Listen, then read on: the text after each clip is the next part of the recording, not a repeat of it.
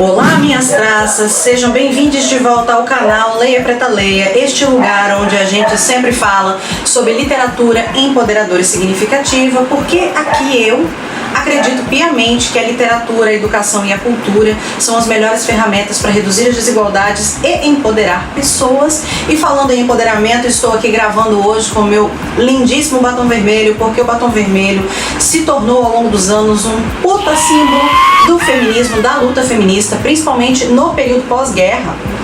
Porque durante muitos séculos a cor vermelha nos lábios, que remete aí, digamos, arquetipicamente à nossa cor, né, do nosso órgão sexual, ficou vinculada ao uso apenas das famosas mulheres públicas, mais conhecidas como profissionais do sexo, né, que eram consideradas mulheres inferiores, mulheres não respeitáveis. Então o movimento feminista trouxe para a gente este batom, que é uma puta de uma cor muito vibrante, para a gente poder se representar, né?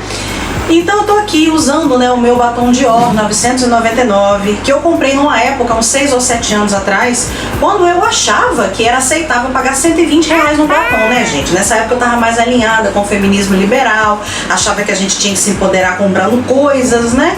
E hoje, assim, se eu puder gastar no máximo R$20 no batom, eu tô feliz, né? Se puder não gastar nada, inclusive pegar emprestado, pra mim tá melhor.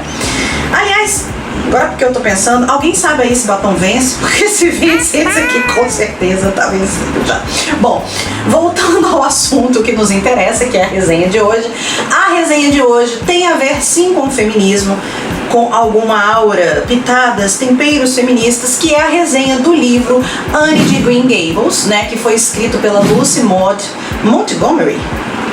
Lucy Maud Montgomery foi lançado pela primeira vez em 1908 e a Lucy, que ficou conhecida como L.M. Montgomery, escreveu 9 livros em que falava de Anne, e Anne de Green Gables foi o primeiro. O livro famoso que fala sobre a nossa querida, né, órfã ruiva, a Anne Shirley, eu li ele no Natal do ano passado e de primeira cara eu não fui muito com a cara dele, porque ele me pareceu muito assim, Poliana, moça, menina, mulher, vocês vão lembrar. Não gostei muito, assim, achei tudo muito... Eu vou explicar pra vocês o que eu não gostei, mas aí depois eu comecei a analisar outros aspectos de Anne e comecei a assistir a série Anne with E, Anne com E, que era uma produção específica, né, da Netflix e que foi cancelada no ano de 2020, mas que é uma série incrível e que me abriu os olhos para outras possibilidades. Então eu voltei a revisitar o livro Anne de Green Gables e comecei a encarar as coisas com outros olhos, principalmente pelo conteúdo poético do livro.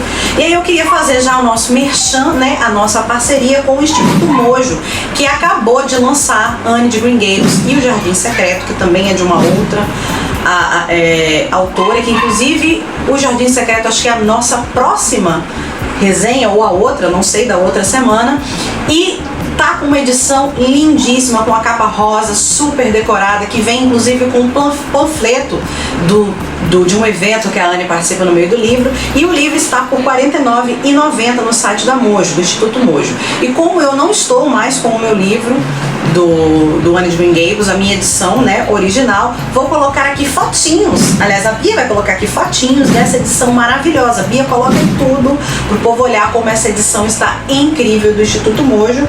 E você comprando, né, você apoia o Instituto Mojo para que ele continue produzindo e-books gratuitos. E para quem não puder comprar, o Instituto Mojo também já liberou o e-book de Anne de Green Gables para ser baixado totalmente gratuito, tanto para ler em Kindle, no aplicativo da Saraiva, para ler também em PDF. E eu vou colocar todos os links aqui interessantes sobre o Instituto Mojo, tanto para você comprar o livro ou para você baixar o e-book de graça. Então vamos lá, meus amores, assistam esse vídeo, espero que vocês gostem. Aproveita, se inscreve no canal para mostrar assim que você tá gostando deste meu projeto Leia Preta Leia. Tecla no sininho de notificações para você receber avisos, porque as pessoas não estão assistindo os meus vídeos, né? E vamos ao vídeo. Puxa a vinheta, Bia.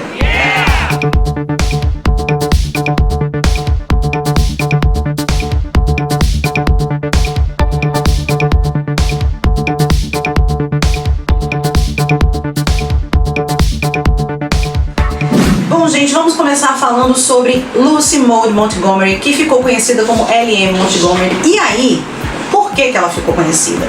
É uma teoria minha. Tem batom no dente. Ah, agora eu entendi! uma teoria minha, mas que já vem sido muito comprovada até chegar num ponto no final do século XX com a J.K. Rowling, né? Que hoje tá aí com problemas, mas que enfrentou muito machismo. E eu tenho certeza que a Lucy acabou usando as suas iniciais do sobrenome porque ficaria mais parecendo que ela poderia ser um autor homem. Não dava para perceber que ela era uma autora mulher, que ela era, né, uma escritora. Então ficaria mais fácil vender livros se você usasse apenas suas iniciais.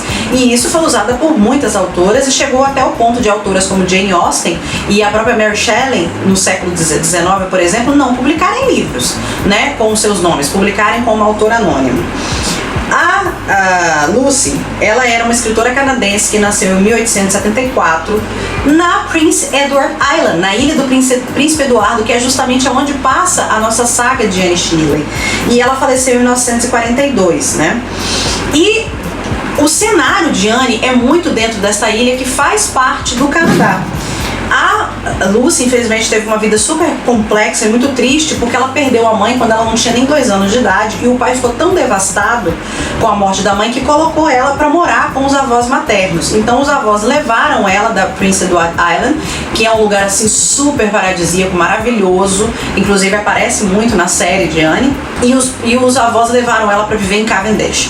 E lá eles criaram ela de forma assim muito severa, muito austera e muito rigorosa, e ela acabava sendo uma criança muito solitária. Então ela começou a utilizar a sua imaginação, criar amigos imaginários, criar mundos imaginários que depois iriam acabar sendo usados em seus livros, né? Aos 17 anos ela terminou a escola, né, e publicou o seu primeiro trabalho, e aí ela voltou para Prince Edward Island e viveu alguns anos com o pai e a madrasta, com quem ela não se dava bem. E aí em 1893, ela com 19, ela acabou indo para o Prince of Wales College, né, o Príncipe Charles College, o Príncipe de Gales College, a universidade, para se formar como professora. Ela é tipo como é que a gente poderia dizer aqui, um curso de magistério que tinha antigamente aqui no Brasil, né?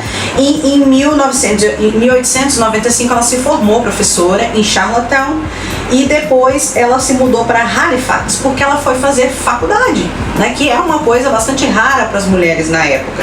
E aí ela estudou literatura na Dalhousie University, que ficava na Nova Escócia, que também é no Canadá. Depois ela se mudou ela começou a trabalhar como professora em escolas da ilha, né, da Nova Escócia, mas ela não gostava muito de dar aula, só que tinha muito tempo para ela escrever.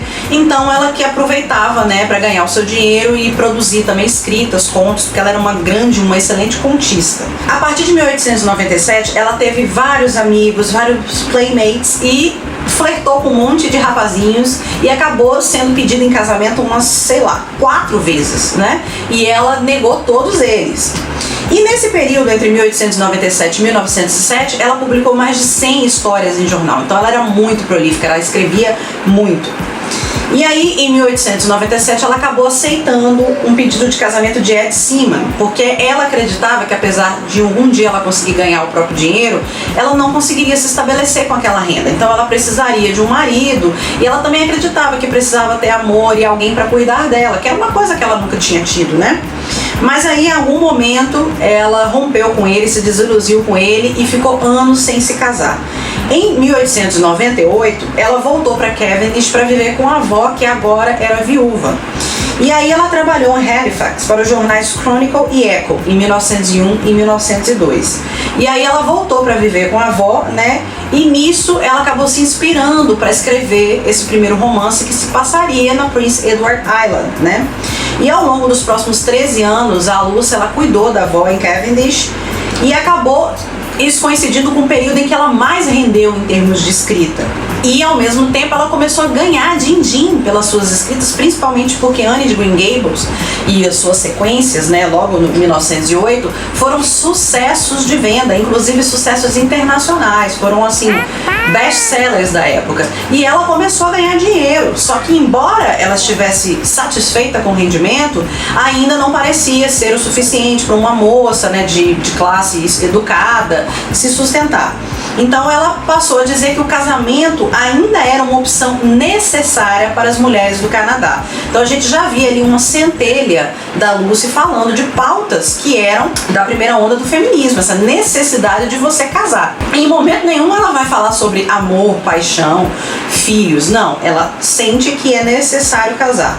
E aí depois do lançamento do Anne de Green Gables, ela já tá com uma grana, e aí em 1908 a avó dela faleceu e ela casou com um cara chamado Ewan MacDonald, que foi um ministro presbiteriano que era que formado na cidade de Ontário, e aí eles tiveram que se mudar para Ontário para que ele assumisse o cargo, né, na igreja presbiteriana de São Paulo.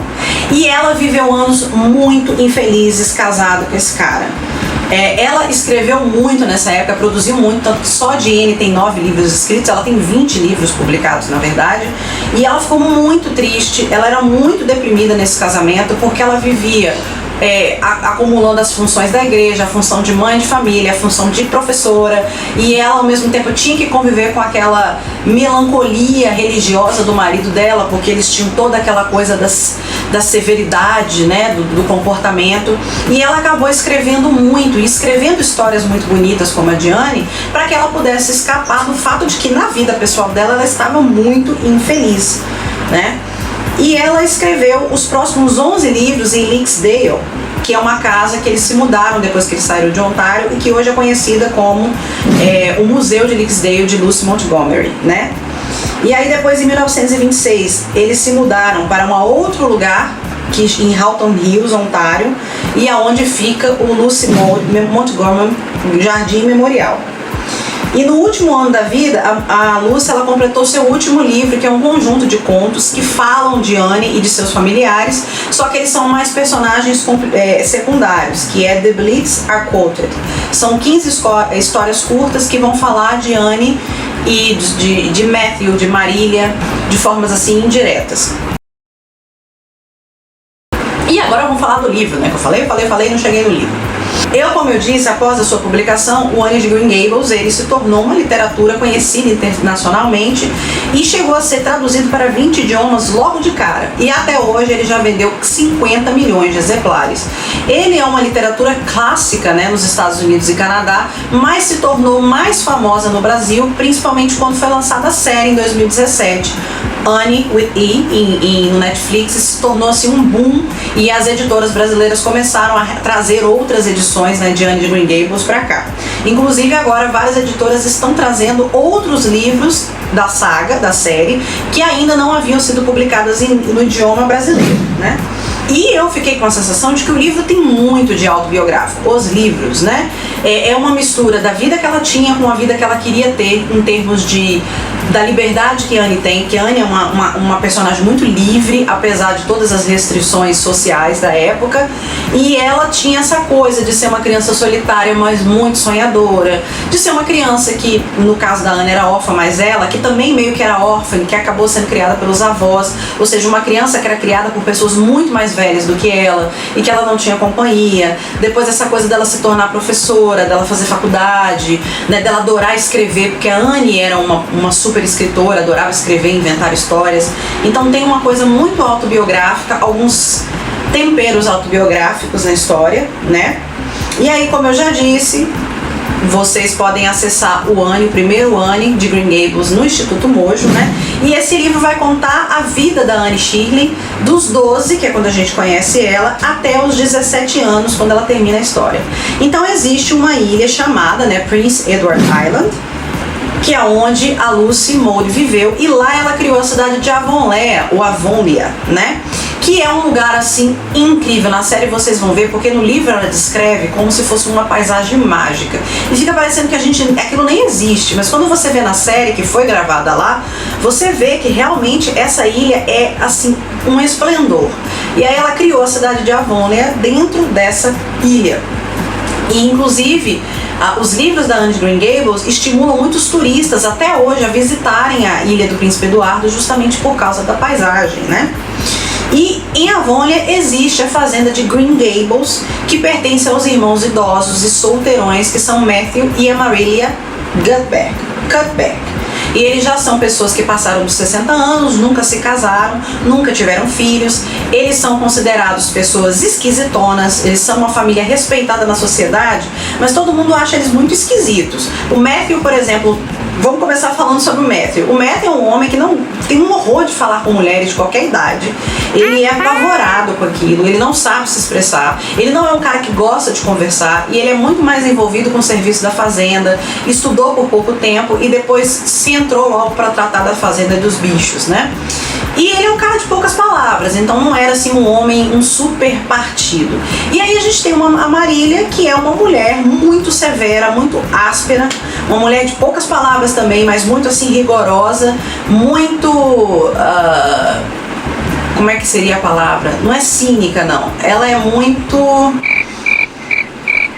Sabe, ela tem um jogo de palavras, uma língua um pouquinho ferina. Então ela também é uma mulher que não seria um grande partido, um exemplo de mulher da época. Mas eles vivem lá dentro da cidade, da fazenda, eles têm uma herança razoável. A Marília cuida da casa e ele cuida da fazenda e os dois vivem ali aquela vida como irmãos, né? Então acontece uma confusão que traz Anne Shirley para a vida dos dois irmãos solteirões. Em determinado momento, a Marília e o Matthew estão precisando, né, de contratar uma ajuda, arrumar alguém para ajudar ele na fazenda. Porque o Matthew começou a sentir umas dores no peito, um cansaço, e a Marília percebeu que ele já não estava mais aguentando fazer sozinho aquele trabalho todo da fazenda, que é um trabalho pesado. Então eles tiveram a excelente ideia de adotar uma criança, um menino de 12 anos mais ou menos, que viesse morar em Green Gables para ajudar na fazenda, ser criado, entre aspas, como filho deles dois, e em algum momento ele ia herdar as terras. Então, por um lado, tem uma coisa super estranha, que na verdade eles estão adotando uma criança para que a criança trabalhe, né? Por outro lado, a criança também ia ser herdeira dessas terras, porque de outra forma eles dois iam falecer e a terra não ia ficar para ninguém. É um negócio assim meio complicado. Eles estão, na verdade, contratando um empregado de 12 anos de idade, né? E aí acontece uma confusão no orfanato, onde eles vão pedir para adotar, e aparece Anne Shirley, que nada mais é do que uma menina magricela de 12 anos, tagarela, que não para de falar, e ruiva, que segundo ela é a maior maldição que alguém poderia ser acometido, era ser ruiva, né? E aí Matthew vai atrás na estação de trem da cidade próxima buscar esse menino, e ele chega lá, o trem já foi embora e só tem uma criança sentada com um vestido horroroso de orfanato, um chapéu de palha na cabeça e um vestido muito pequeno para ela, que ela já cresceu, já é maiorzinha. E aí ele fica olhando de um lado pro outro, conversa com o cara da estação e o cara fala: não, essa é a única criança que foi enviada para cá. E ele fica tipo... E aí a Anne se apresenta para ele, e a Anne desata num falatório que, se eu não fosse eu mesma, eu iria estranhar. Mas como eu sou uma pessoa que fala pelos cotovelos, eu entendo o falatório dela. Ela sempre fala muito, ela filosofa, porque ela tem um teor filosófico, um teor poético no jeito de falar. E o Matthew fica meio sem saber como dizer para aquela criança que simplesmente não é ela que eles estavam esperando. Então ele resolve levar a Anne com ele na carroça e chegar na casa deles e resolver o que eles vão fazer, porque ele mesmo não quer se envolver, ele quer que a Marília resolva, né? Ele não quer se envolver com essa história, ele quer que a Marília tome a decisão.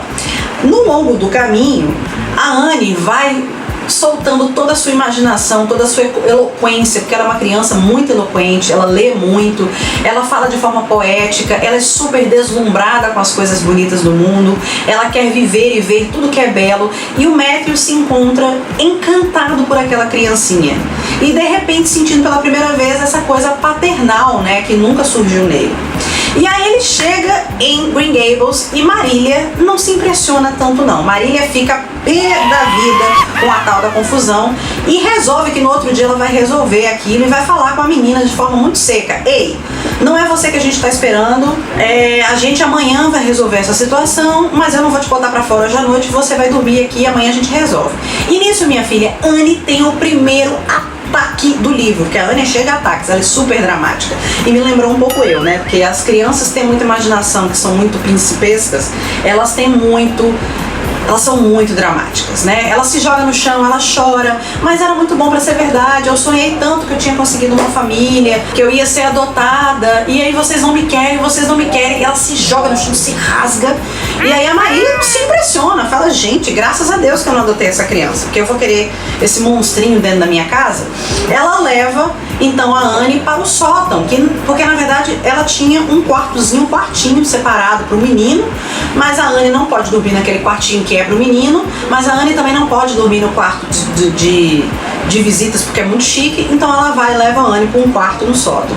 E Anne passa a noite, transbordando em lágrimas, ela não dorme, e de manhã ela já está um pouco mais, sabe, absorvida com aquela situação. Mas aí umas coisas resolvem, acontecem ali no tererê, e uns dias depois os irmãos resolvem ficar com Anne para a alegria de Matthew e sofrimento de Marília, porque é difícil lidar com aquela criancinha. Alguns dias depois aparece a figura da Rachel. Rachel é uma senhora bonachona, mãe de 10 filhos, que foi colega de escola da Marília e é considerada, digamos, a melhor amiga da Marília. Problema: Rachel tem uma língua difícil de segurar, se mexe na vida de todo mundo, toma conta da vida de todo mundo, e ela aparece na casa de Marília porque ela descobriu que Marília vai adotar uma criança e ela resolveu dar sua opinião não solicitada sobre o assunto. E aí ela pede para ver Anne. E aí ela ofende Anne, diz que é uma criança feia, ruiva e magrela. E Anne tem um outro ataque, se atira no chão, xinga a mulher, ofende a mulher, para o humor, né, de Marília escondido, porque todo mundo, na verdade, queria dizer o que Anne falou pra Rachel, né? Mas a gente não pode dizer porque a gente tem normas sociais. E aí Rachel fala, tá vendo o que eu te falei? Você tá vendo? Essa menina vai botar fogo na casa, tá?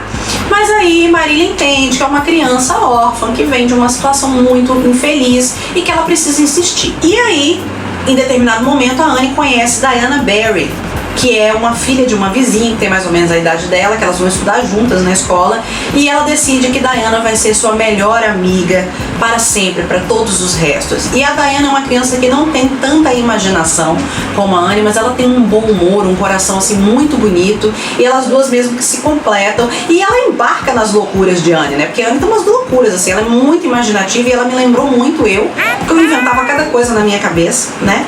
E aí elas vão pra escola e a Anne começa tendo muito problema. A vida da Anne é ter problemas, porque ela é desastrada. A Marília tá ensinando ela a fazer as tarefas domésticas, né? Já que não tem como ela ajudar o Matthew na fazenda. Então a Marília tá ajudando ela nas tarefas domésticas e ela queima a torta, ela esquece o café no fogo, ela tá sempre sonhando, né, que ela é a princesa. Porque a Anne, ela se considera uma menina muito feia, muito comum. Ela inclusive não gosta do nome dela original, que é Annie com Y, Shirley, e ela odeia porque ela quer Anne com E, que fica com um som mais nobre, digamos assim. E aí ela vai pra escola e num dos primeiros dias ela tem um incidente com um menino chamado Gilbert Blythe. Que o Gilbert resolve do nada, coisa de menino, né? Que o menino parece que não tem cérebro, menino de 12 anos, puxa o cabelo dela e chama ela de cenoura. E aquilo, meus amores, abre uma fúria que a Anne pega e dá um tapa nesse moleque com o quadrinho que ela tem na mão, e ela jura pra sempre que ela nunca mais vai falar com ele. Inclusive ela passa os próximos anos sem falar o nome dele. Toda vez que ela vai falar o nome dele, ela se interrompe. Ela fica assim com rancor porque ele a ofendeu, porque na verdade ele atacou o que ela mais odeia, que é justamente o cabelo vermelho, né? E ao mesmo tempo a Anne vai tendo problemas atrás de problemas, mas os problemas vão se resolvendo, e ao mesmo tempo ela vai se mostrando uma criança muito inteligente, uma menina assim com uma inteligência tanto para a escola, uma inteligência emocional maravilhosa, um coração muito bom, e ela vai criando espaço, né? E aí você pode estar se perguntando, tá, você falou, e quais são as razões pelo qual você não gostou do livro no original? Porque eu achei assim, primeiro, que a coisa meio poliana de tudo que acontece de ruim se resolve. Ela quebra a perna e resolve. Aí ela tem um incidente mesmo que ela sem querer se embebeda a Diana Barry, porque ela confunde um suco de framboesa com um licor de groselha, e aí a mãe da menina fala que nunca mais quer que ela veja a Anne, mas depois a Anne salva a vida de um bebê, da irmã mais nova, e aí tudo vira flores, né? É a coisa da Anne ser muito dramática, assim, específico, mas aí a gente tem que lembrar que é uma menina órfã, que se construiu sozinha, e claro, o assunto da questão dela ser uma menina órfã, que foi adotada algumas vezes na vida para cuidar de outras crianças. A Anne é uma menina de 12 anos que ela já morou em outras casas que cuidavam de crianças menores do que ela. Ela teve um pai e uma mãe que ela perdeu, acho que quando ela tinha uns 3 meses de idade. Ela viveu em situações terríveis, e o livro passa isso de forma tão superficial, superficial que me incomoda.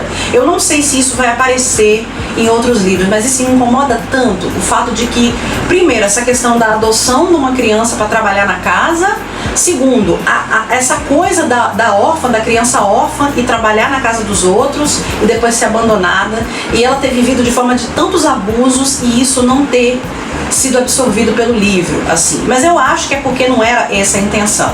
Mas talvez seja por isso que eu não gostei, né? Esses foram os pontos, basicamente, que eu não gostei. E claro, um fato que eu não gostei simplesmente porque eu me identifiquei, que é o fato de que a Anne fala tanto. Mas a Anne fala tanto que a descrição dos textos dela, as falas delas duram páginas. Eu tô falando sério, às vezes 4 páginas, 5 páginas do livro. E eu me vi em algum momento pulando trechos da conversa, porque ela fica devaneando, falando das coisas. E é muito engraçado porque ela fala, e no final a fala da Marília é um verso desse tamanho. Tá bom, você pode parar de falar. Era sempre isso, assim. A Anne, ela cansa um pouco, e aí eu me vi com, sei lá, 12 anos de idade, cansando as pessoas ao meu redor.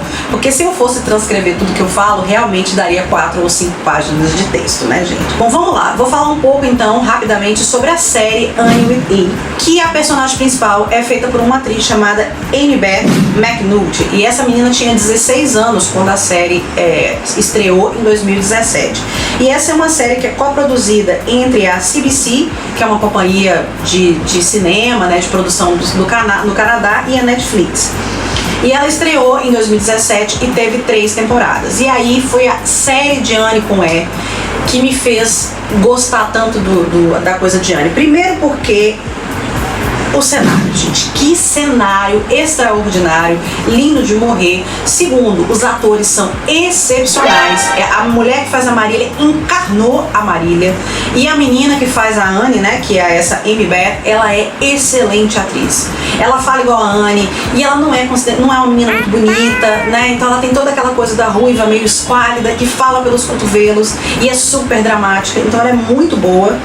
Também a série pega algumas coisas que no livro são muito superficiais, como essa questão do fato da Anne ser órfã, da Anne ter sido maltratada, de muito dessa imaginação dela ser um escudo protetor contra esse sofrimento que ela teria. Então a série aprofunda muito nisso. Ela chega ao ponto até de você perceber que ela devaneia um pouco, que ela alucina um pouco, como uma forma de fugir daquela solidão imensa que ela vivia.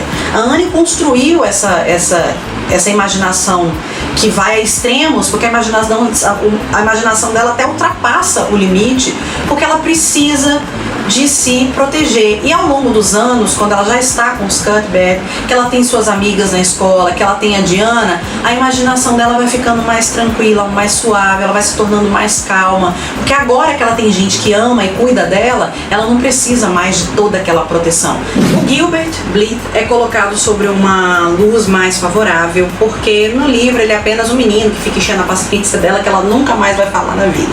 Só que o Blythe é um bom garoto, ele é um menino normal que em algum momento, baixado pelo espírito de Beelzebub, resolveu puxar o cabelo dela, porque menino tem um bicho meio estranho no corpo, né? O menino adolescente. E aí na série ele é o queridinho das meninas. Então o que acontece? A série tentou fazer com que essa animosidade que a Anne tem com o Gilbert ficasse um negócio um pouco mais palatável, mais assim, justificável do que apenas um incidente do garoto puxar o cabelo dela. Então o que acontece? As meninas do grupo que ela tá tentando fazer amizade, que são amigas da Diana, elas são meninas que gostam muito do Gilbert. E elas percebem que o Gilbert, né, na total falta de sororidade, elas percebem que o Gilbert se interessa pela Anne de algum jeito, né? Então elas proíbem a Anne de ser amiga, de conversar com eles, caso ela queira ser amiga das meninas, né? Então elas proíbem, e é por isso que a Anne não fala com ele. Então tem um momento sim que ele puxa o cabelo dela e chama ela de cenoura, mas depois ele insistir muito de falar com ela e ela não dá atenção. É bem isso. E eles passam sim anos, né, competindo com o outro, na escola, porque os dois são os alunos mais brilhantes da sala. E aí sim, eles botam o Gilbert com uma coisa mais favorável, mais justificável, eles contam a história do Gilbert, que também é de uma família pobre, etc.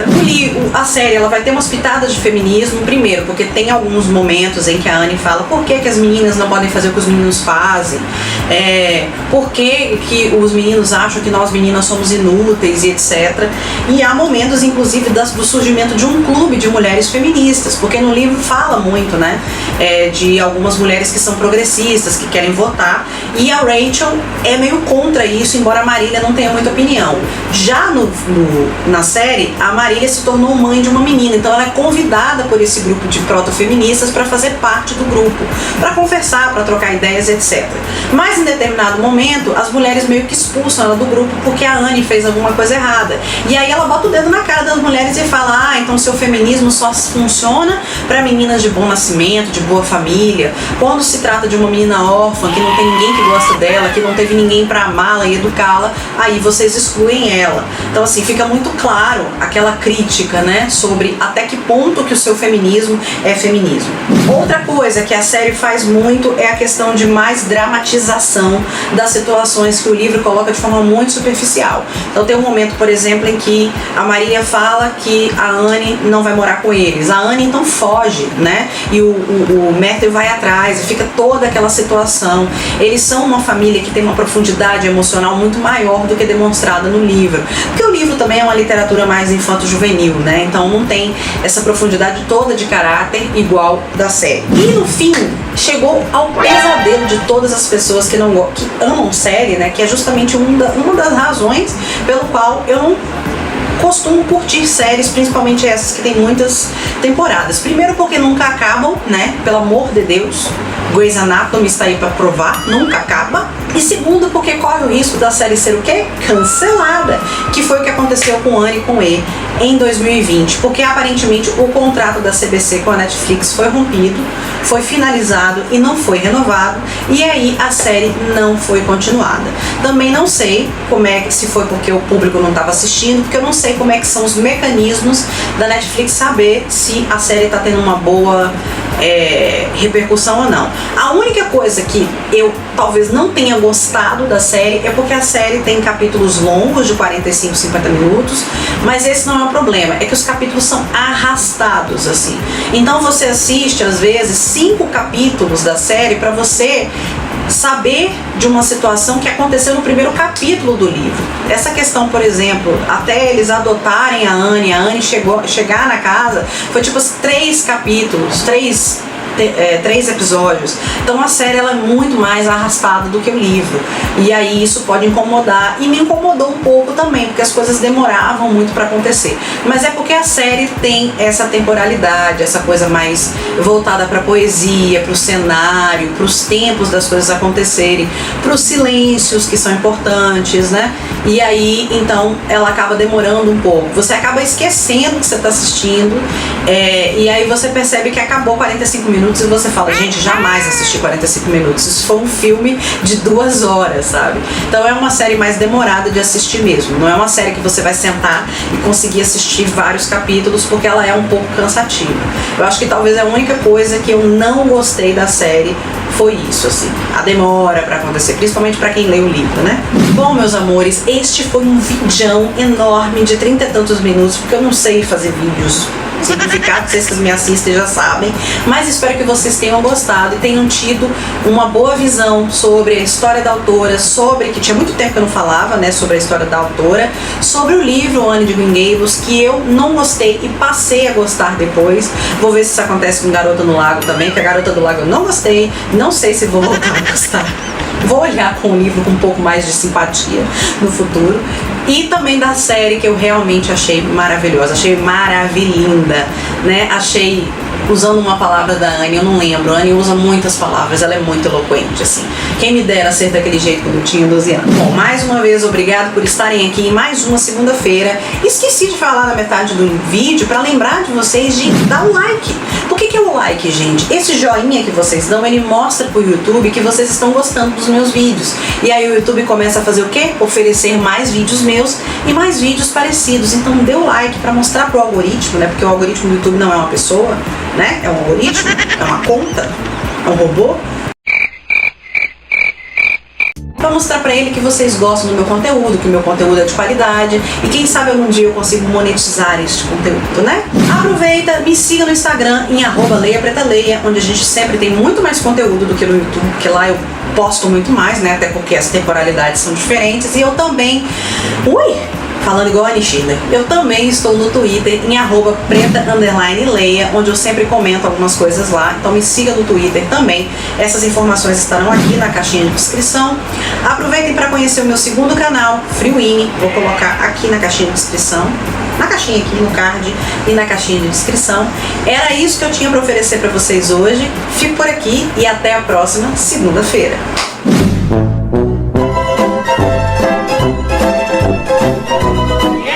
Pessoal, acabei de voltar e eu coloquei aqui 2 vídeos para vocês assistirem, uma à esquerda e uma à direita. Eu sei que é difícil, mas são só 2 escolhas, é muito menos escolhas do que você tem no Netflix, então pode escolher esse aqui ou esse aqui, o melhor para o espectador, talvez, e o que eu acabei de postar, enfim, um ou outro, são só 50% de chance, tá?